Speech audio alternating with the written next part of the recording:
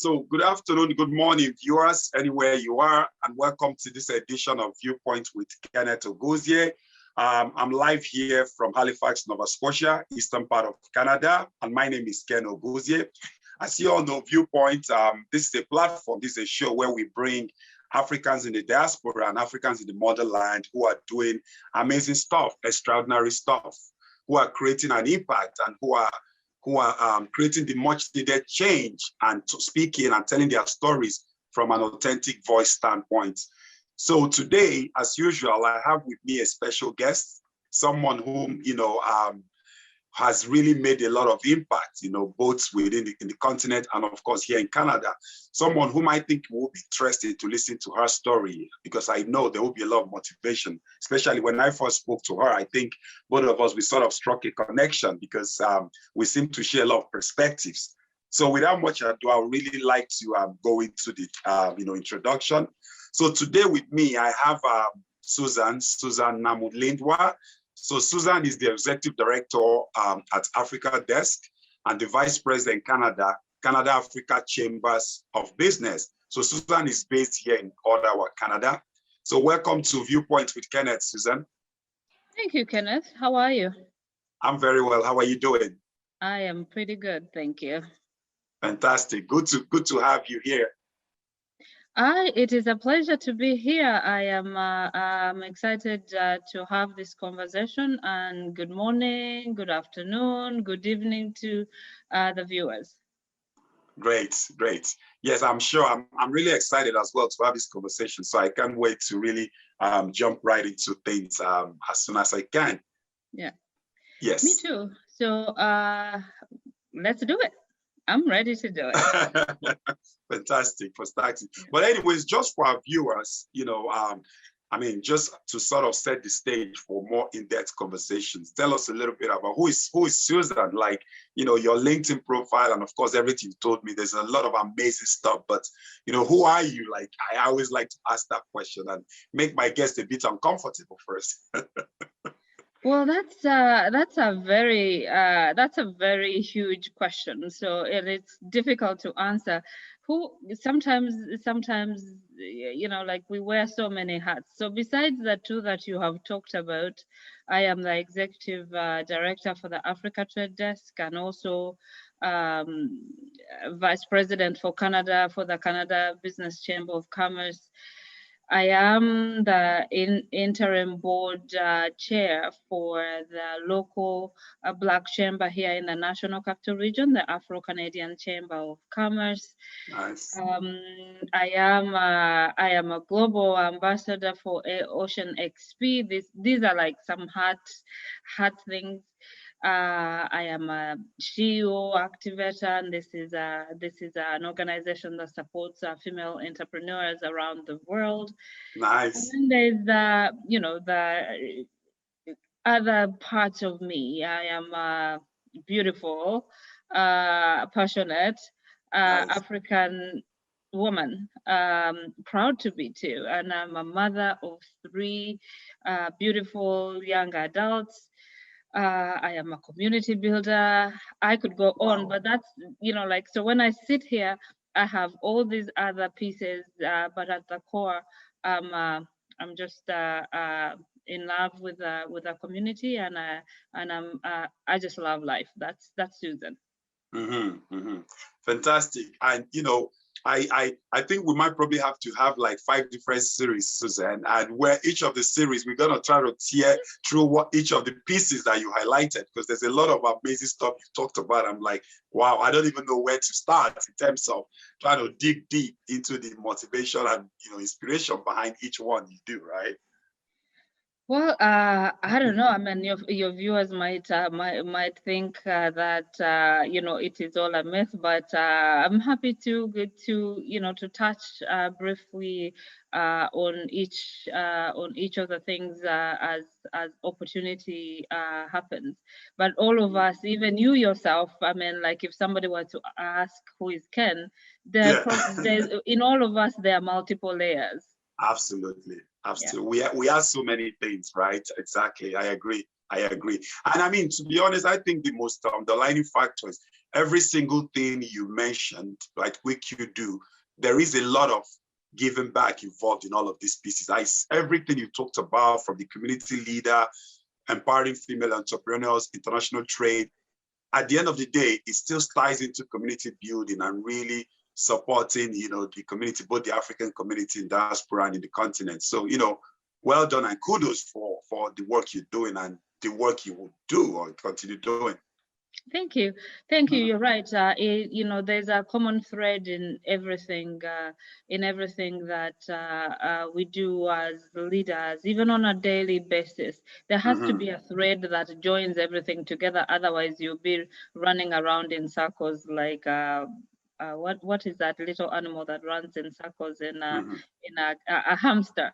Okay, yes. Yeah. So there is a thread that runs through, and it all starts with loving the individual, but I love my continent. I love my continent and the people, and that drives everything else. Absolutely. And that way, the things don't look so disjointed. It's all one big piece.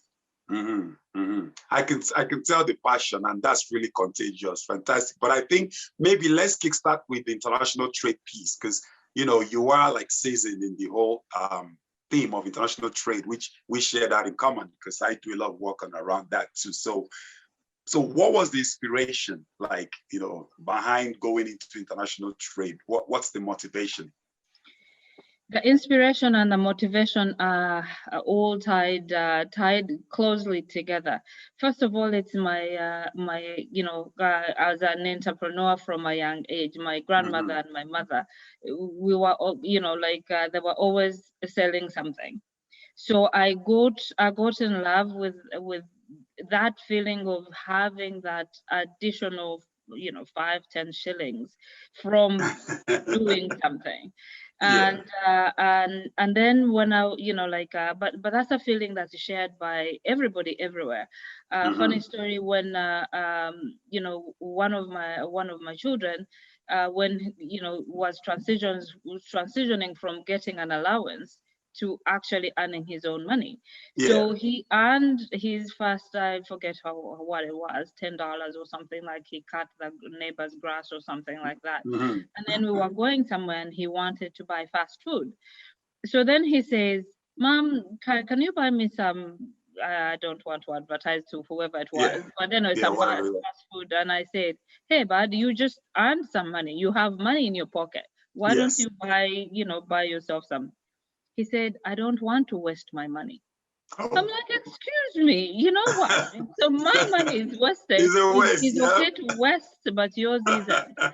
So, but that really underlies where Africa is and where everybody is, in the sense that there's that feeling that you get when you earned your own money.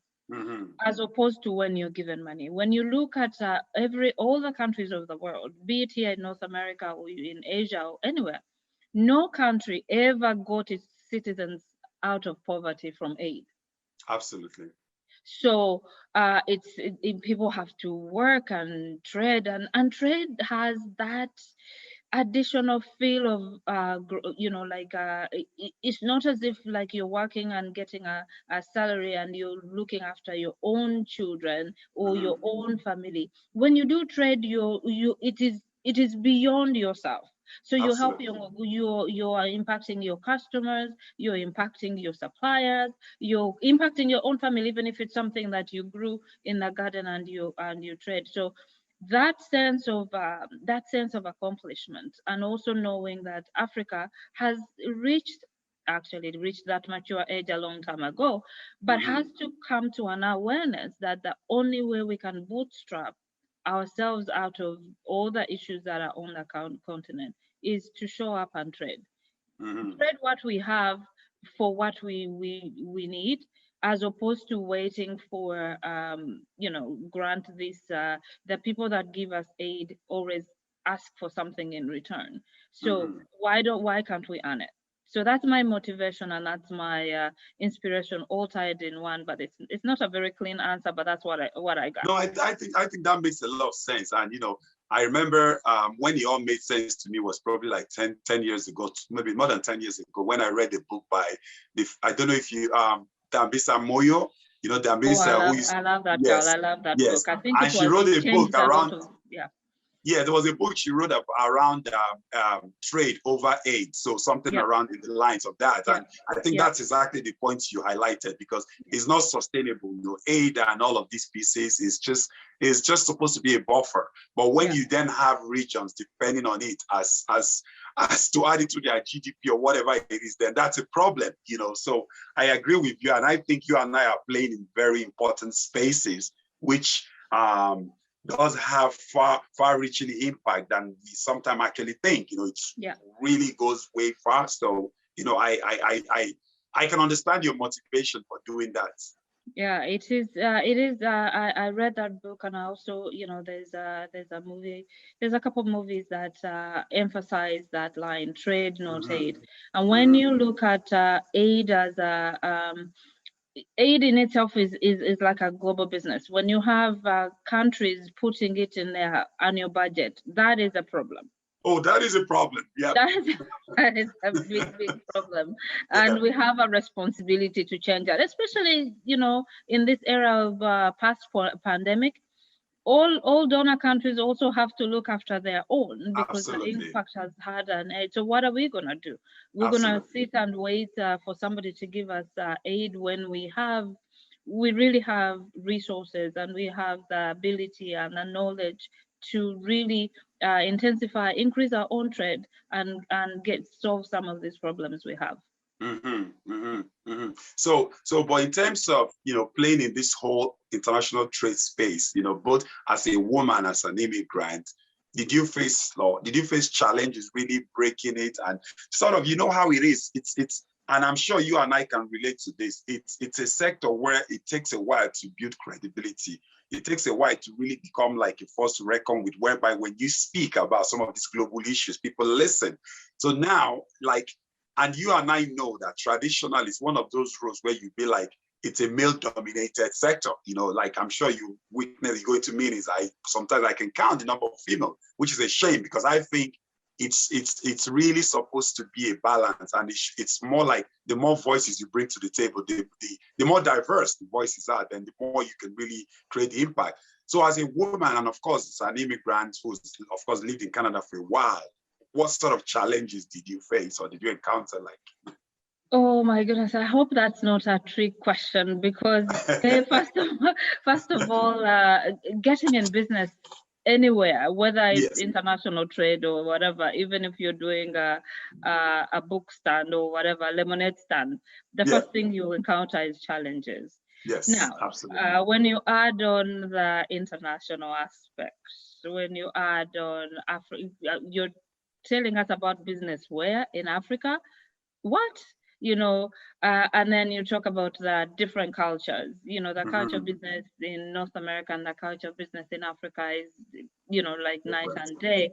You talk about the time differences, and you know, like, and when I started out, I had a very young family. My children were still young, so the challenge is as wide as it can be. There is a challenge of the young family. I remember one time I was in Uganda in the middle of the night, and I got a call from my son.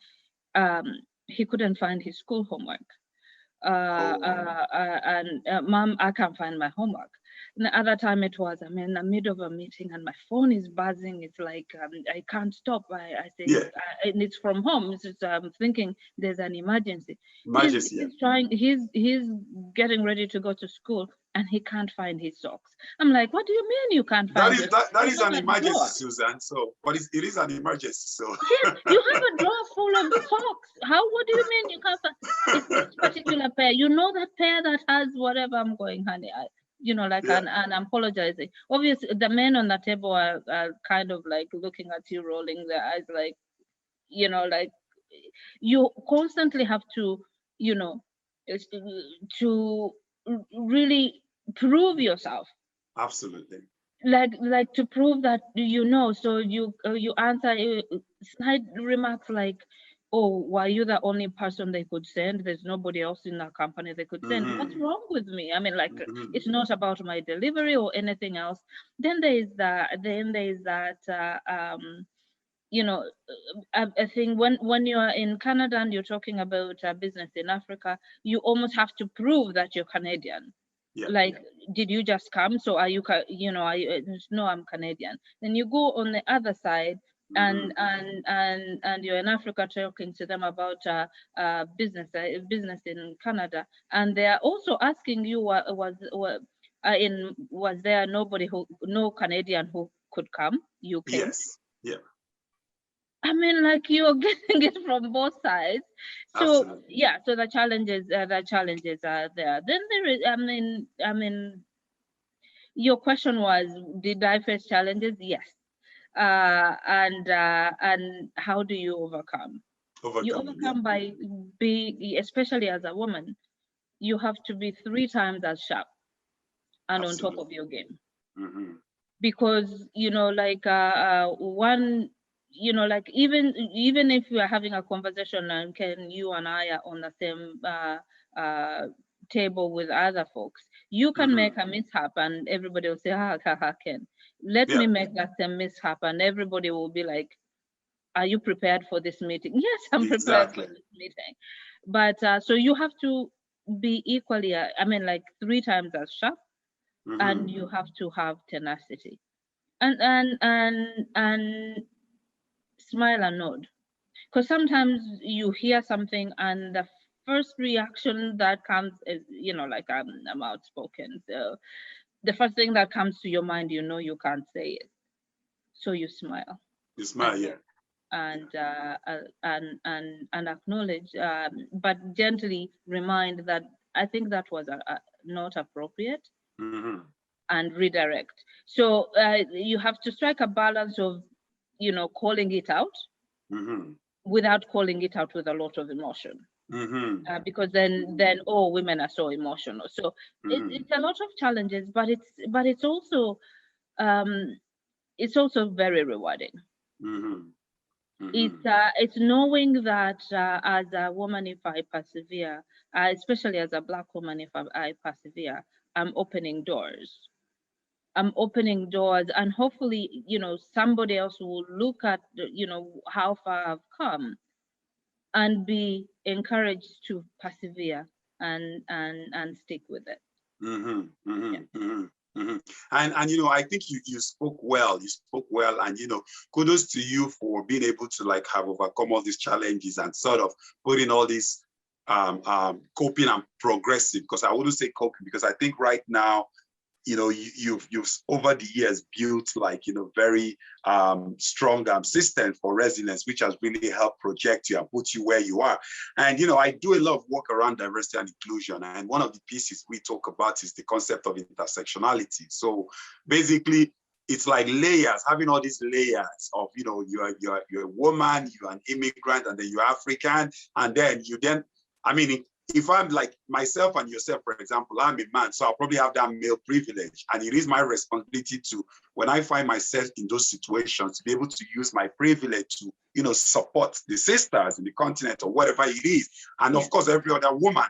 So I can relate to some of the things you spoke about, the fact that, you know, you have to prove you're Canadian here enough, and then you go back to the continent, and then you have to prove you're Canadian. And it's very interesting because on one hand, you think to yourself, who else is more qualified to speak about this than someone who has been in both worlds, who started from here, who now lives here? Like, you are the best person. Like, how, you know, if you talk about international trade and being able to picture, bring some of these pragmatic solutions through looking at it through a local reality lens, who else is more qualified than yourself or myself? So it's a problem, and I think it's something we really need to keep talking about and addressing, because so that we can get a shift in mindset from it, right? Yeah, I think as leaders, but also as people in the diaspora, and I always bring that up with my friends from the continent.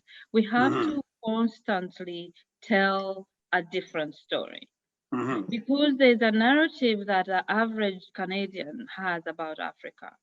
And it also goes back to that, to how most people understand Africa. So Africa comes to mind, and a couple things come first. If somebody doesn't ask you about the animals, the jungle, the safaris and stuff like, especially once they figure out that you're from East Africa. East Africa is so famous for the lions and tigers, the safaris and whatever. And which is kudos to our tourism boards. They've done a great job. So if it's not a question about that, it is going to be a question about aid. So what do you need in your village? Do you need water? Do you need, people always come thinking that you're going to ask for aid, or can you help us to raise funds for this? Which is so when you're trying to be talking about business, it's like what? Like some folks have a tough time associating Africa with business. But then there are so many successful business ventures in Africa. There are so many multi-billion annual revenues countries. I mean continent. I mean not companies. That is almost like a secret, So we have to constantly think, talk about the returns. Almost come to that. Come prepared with your notes about the successful companies that are in Africa that will not even the returns that you can't even get anywhere else in the world. Absolutely. So it is something that we have to, through forums like this one, we have to constantly highlight. And me as a Ugandan, you as a Nigerian, somebody else as a Mozambique, or whatever we're from, we have to constantly say, hey, by the way, in my country, if you come in my country, we need this at this time. Not need, actually. I stay away from need. You could do business. You can do business. A partnership in this, and do those highlights. I think if we repeat it maybe 1,000 times, we can make some progress. It will take.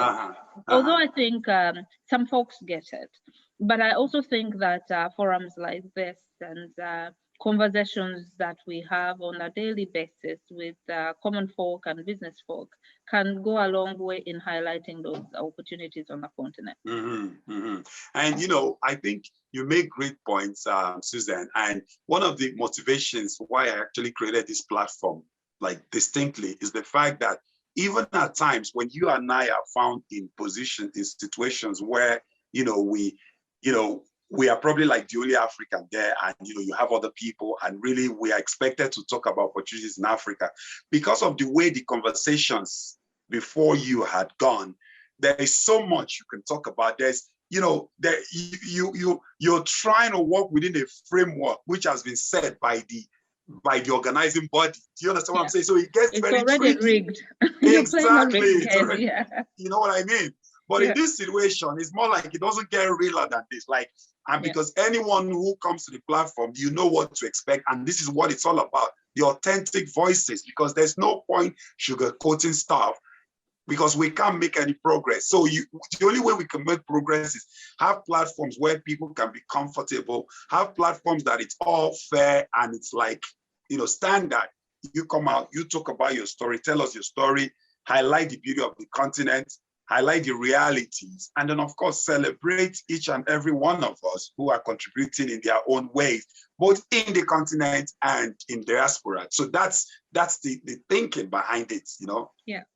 And I think we need and congratulations to you, Ken. We need a lot of these conversations. So I don't know if you can do a daily thing and just keep piling them out there. Yes. And collectively we need to be sharing and pushing it out, because the more people realize what opportunities there are, and also, especially at a time like this when every company is looking for a different retooling, a Region, different yeah. new markets and expansion Mm-hmm. of markets. I think we can really make some headway. Mm-hmm. I agree. And even, because I want to touch on the entrepreneurship piece you spoke about. Coming to the continent right now, one of the biggest hubs, like ecosystems of big entrepreneurs, is Africa right now. You go to Egypt, you go to South Africa, you go to Nigeria. There's a lot of, every day you see one VC investing, you see huge major millions of dollars and platforms and agreements being signed every day. So we know that's the future. And I tell people, don't focus where the opportunity is, focus where the opportunity is going. And this is where it's going. It's the signs are there. So whoever thinks about it as an early mover, this is the time to really start looking for some of those local partners, some of those strategic alliances. This is the time to really start having that sort of footprint in the continent, right? Yes, and building authentic relationships, because like I always tell my clients here, the companies that we work with, that our culture in Africa to do business is very different. Yes. I don't, most companies you could send them a proposal, they'll look at it on paper and everything looks good, but they won't touch it. They want to see you. They want, I always tell the story that we first have to have tea. We have to sit you have to sit down and talk about the babies, bounce the babies. Basically make that personal connection before you do the business connection. And North America or other places are used to transactional relationships. Ours is not transaction first. No. It is relationship first, and then you do the transaction. Obviously, we need to meet in the middle. So because now nobody's going to travel anywhere for a while, so we need to get to the point where we can merge the two. But still, it's going to be harder to expect to come and do a transaction, like change your whatever and go, without building that relationship. So this is where you and I and other folks in the diaspora can also play a role in making those authentic connections for the companies and for the partners on both sides of the water or the continents or whatever it is you want to of the transactions, so that there is that authenticity in the relationships. Absolutely, I agree. And you so you spoke about your contributions and the work you do around supporting female entrepreneurs. Can you tell us a little bit about that? I want to hear more about that. Well, that's where my heart beats. Oh wow. Most of the African economy is informal sector, mostly informal sector. Exactly. And behind most of the informal sector activities, I have to say the bulk of the work is done by the women. True. They'll be the ones picking the coffee. They'll be the ones doing the sewing and whatever. They are the ones selling in the markets. They are the ones, balancing the things between the work and the children. And obviously we've come a long way. Informal sector doesn't mean only the people with their baskets taking things to market. It means a lot more, but a big chunk of that is driven by women. The other part why I'm passionate about the women is that when and this this same thing is said in so many different versions, that when the woman of the house is successful, or she has some money, she can get some a fair price for whatever it is that she's doing, the whole family will be okay. Absolutely. Kids will go to school, the homework will be done. Even if she didn't go to school herself, she will make sure that the whole family, even her own and her extended family, will be okay. So the greatest impact would be to get this woman working. Sadly, the brothers not so much. you know, I think they get distracted by other things, and this is not so much to generalize, but Mm-hmm. the research is there, and the numbers are there that say if we empower the women and they Mm-hmm. earn a living and they can put the kids to school and the whole family, that's the quickest way to extend the impact than even just doing the donations or whatever aid or giving supporting the gentleman. That's not to say that I don't encourage businesses that are run by men, but I Primarily. like to focus mostly on the the women's in the rural areas, like where I Yes, grew up and stuff like that, where an injection of a couple of $100 in her business would really make a go a difference. long way. And Mm-hmm. this was also there's all kinds of report around microcredit. Microcredit, when microcredit was like took a boom. Microcredit circles that were women led, Mm-hmm.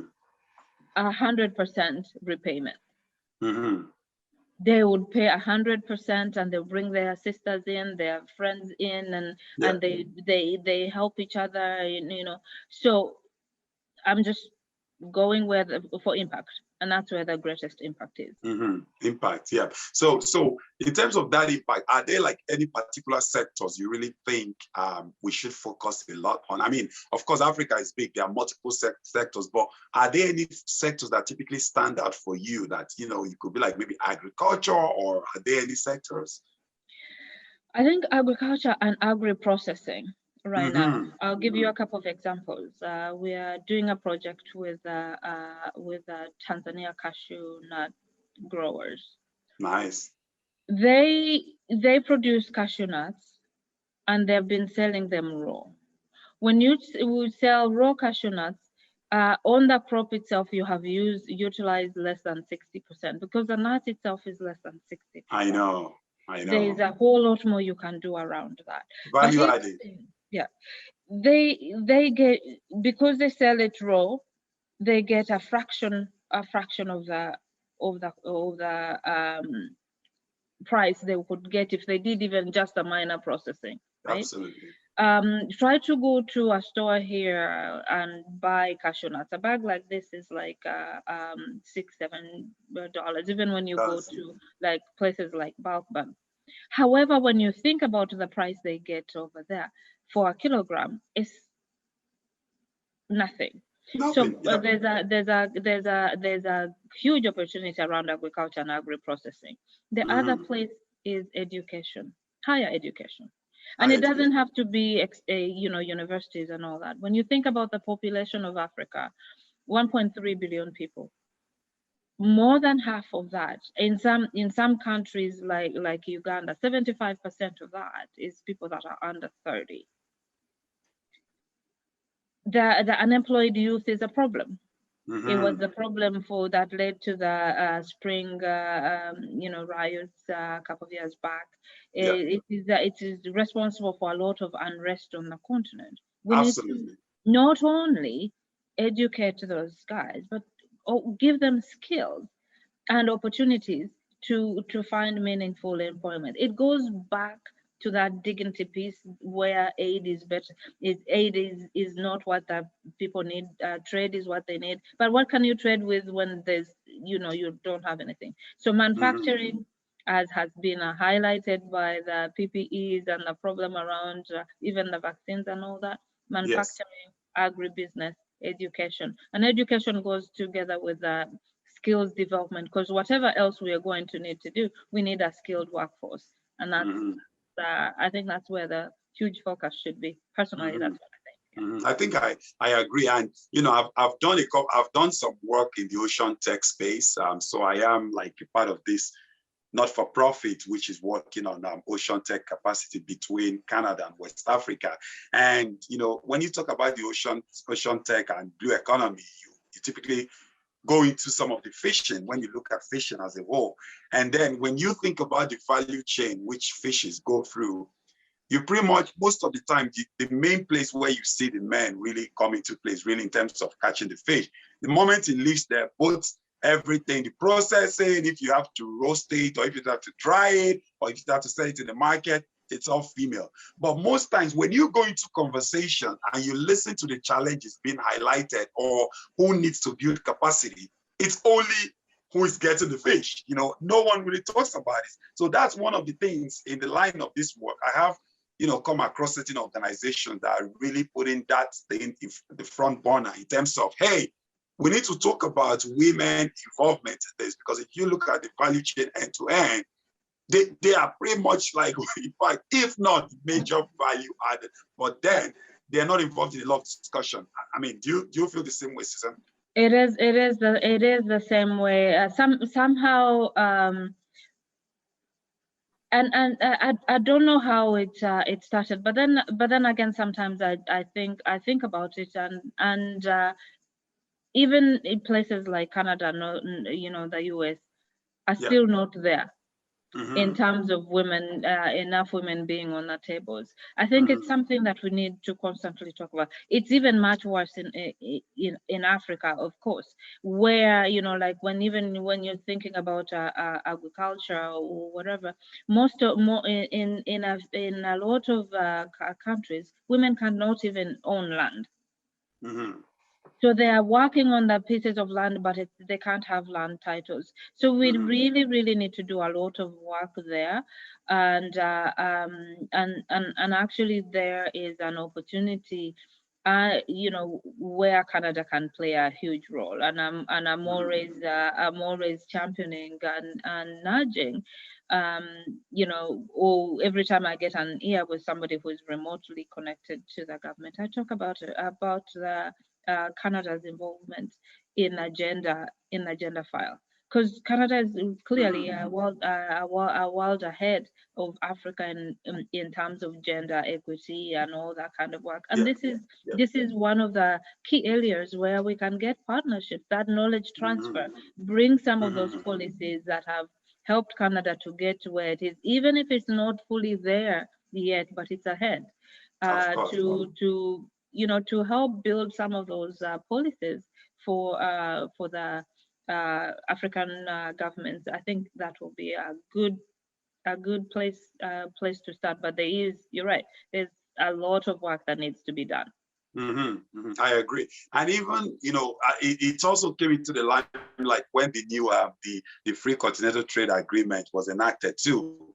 There was that piece to the gender piece, you know, because like, how do we ensure that all the various sectors which will be affected, there's more female participation? Because you need to put it right now when it's more like at the inception stage. Because what happens over the years is if you ignore it, then by the time it's all fully fledged running and all these pieces, then all you then start doing is, oh, how can we find ways to sort of tweak what is there? But right now, where it's at this stage where it's been enacted and a lot of the countries, member states are still trying to put stuff into place, this is the time to really bring in that gender conversation and ensure that the full dividends of the Continental Free Trade Agreement, women are also beneficiaries of it, right?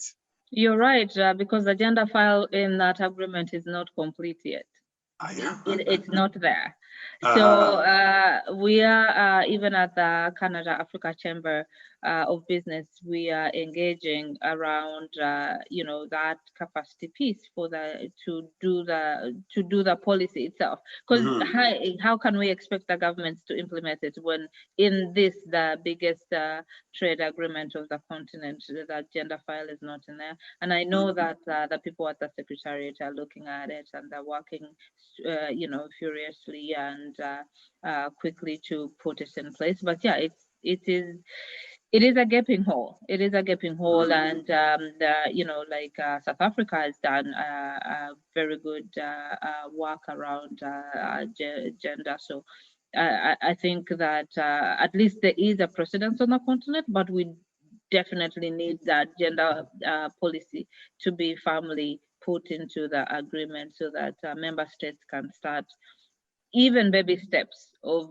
trying to correct this course of action. Because honestly, you know, like half the continent is women. Why are we leaving them behind?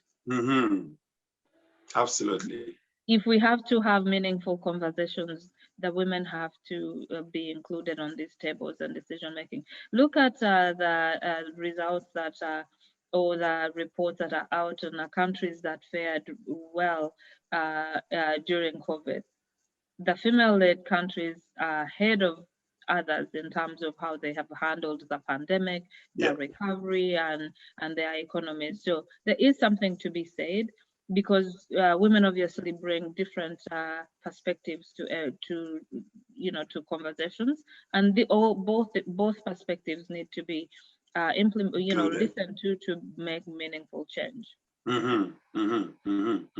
I think you make a great point, and I think it's really something stakeholders have to really pay attention to, because I think there's a unique opportunity right there to bring in these perspectives that have traditionally been sidelined or just called upon to add input, but not like being brought at the inception or conception stage of whatever strategy or thing it is. But just as we start rounding up with the session, I just want to pick your brain around trends, the future now. So we don't know if there's going to be a new normal, whatever that is. I don't know, whatever it is. And right now, there's been a lot of shifts. Most countries now are reviewing who their trade partners are because of so many things that happened with COVID and all of that. So in terms of, not focusing just on Canada, globally, Africa global trade, what would your projection be like? What would you forecast? What do you think that would look like when things normalize or things sort of open up a little bit? What do you think would happen? I'm glad you said normalize, because normal is, what is normal anymore? I have no clue. I have no clue, Susan. I think when it comes to trade, first and foremost, I think what we need, what will be interesting to see, and where the biggest, personally, I think the biggest, and I think I'm not alone, research shows that Africa needs to increase intercontinental trade. Right now, trade in between countries of Africa is only just about 18%. When you think about places like Europe, EU trade, within the EU countries, it's over 70%. We have a missing opportunity right there. And Africa needs, we need to get, I like how the president of Ghana is taking leadership around this. Yes. We need manufacturing. We need to do our own industries and add value to the things we send out to the world. Value. Value addition. If we can just add value to whatever commodities we sell on the market. Yeah. And utilize our youth into these value chains, Africa is going to explode. Gone are the days, or gone should be the days, of us growing coffee I'll go back to Ghana. They grow the cocos. These women are in there picking the cocoa and the cocoa beans, and the cocoa beans go out of Ghana raw. They turn around and become Swiss chocolate, and they come back to Ghana, and the average Ghanaian cannot buy a chocolate bar. Afford them, I was in Ghana February and beginning of March. I was in a grocery store and I looked at the chocolate bar. The little chocolate bars that we buy here for 99 cents. The equivalent of what they're selling for is like $3-4. Of course. That has to change. You think about a country like Uganda, we grow cotton. Cotton leaves Uganda raw, and it goes somewhere. It goes to India. It goes to wherever. It comes back as a fabric in Uganda, and it is, like 100 times. We're paying 100 times more from what we send it out as raw cotton. So. If there needs to be change that is meaningful for us as a continent, It has to start there. But also the other part, when you go from that to globally, we have reached a point where we need to show up. Africa needs to show up. Everybody needs to show up with the negotiations that are win-win for everybody. And that is only going to happen if we take our stand. I mean, like this, like when you think about Canada and the US and whatever, everybody is trying to say like the USA is President Biden, buy America or whatever, buy America. Okay, so if everybody is buying America, buy America on the continent, we should be we should be thinking about what we are selling them. We sell them our raw materials and then they bring them and then they want to sell to America only. So we're in the future, or whatever you call this, the new normal should be, we're going to have to temper the country protectionism to fairness. It's time for fair trade in between countries, but especially with our beautiful continent. And I think you make a good point, and I think this is one of the things I drum all the time about value. The same thing with timber, they cut down all these trees and just ship them over to Southeast Asia. Yes, and then they do all the stuff, value added, and sell them back as furniture, and people are paying all this big money for it. So it's kind of like the whole generation of raw materials being exported is gone.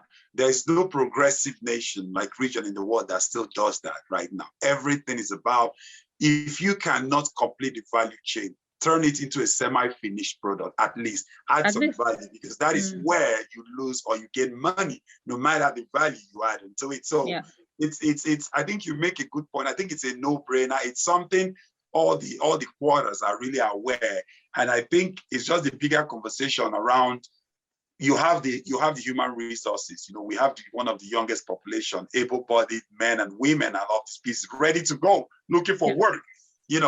We just need to stabilize or work on some of those infrastructure necessary to, put in all this plan. Shout out to Ghana. They have this one city, one factory project. President Kofi is working on, where every city, you're an investor, you come in or you want to do business, they allocate, this is what we need here, this is what we need here. I think that's amazing. And I think that's actually a model which most of the other African countries can replicate, because they can actually sit down and plan that maybe the next 5 years, they'll have 200 factories spread across, all adding value from raw materials, right? Yeah. That's what the future should look like, and that's what is going to help Africa get out of the hole. Yeah. I like that. I like that. And, it's always great talking about these things. And I'm sure our viewers have really benefited from your, perspective, Susan. And I want to really thank you especially. And of course, like I said, I'm hoping you come back for part 2 of this conversation, because the first time I spoke to you, I saw how pumped you are talking about this. And I'm like, oh, wow, it's always great to see people who, because it's one thing to speak about the issues from, I'm tired of this, or from a positive standpoint, like, yes, we might not be where we are, but, there's hope, and we're going to work collectively to find ways. And always remember, I always tell people, we don't have African problems. We have human problems. That's what it is. Yeah. It's just human problems. So it's just for us to identify that and then use like a localized approach tailored to our unique realities to address those problems, right? Yeah, exactly. And that's in all sectors, but we, there's work to be done, but there's a willing and able-bodied young to add labor force. So let's do it. Let's do it. Let's do it. Yeah. What a way to end the session, viewers. Susan, thank you so much for taking time to join us today. And I know it's warm right now in Ottawa, so I think it's a good time for you to go enjoy the weather. It's an opportunity you don't want to miss. So I think you should take full advantage of it. Wow, Ken, that's a very Canadian way to end it. You know, you can't live in Canada and not talk about the weather. But you're right, it's 21 degrees out right now. I'm gonna go outside and enjoy it as I had -2 earlier this week. So Yes, I'm yes. gonna go do that. Thank you for the opportunity, and thank you for a lively conversation, and thank you to our viewers. Thank you very much. So viewers, we've been speaking to Susan Namulindwa. So Susan is the Executive Director at Africa Desk and the VP Canada Africa Chambers of Business, someone who is a stronger proponent of female entrepreneurship and who's been supporting the community, the diaspora community here in Canada, globally, as well as the community in the motherland. So I hope most of these conversations have inspired you, and please keep an eye for us on Viewpoint so that you would always benefit from the amazing discussions we have here. So thank you so much for joining, and looking forward to speaking to you in the next edition. Thank you.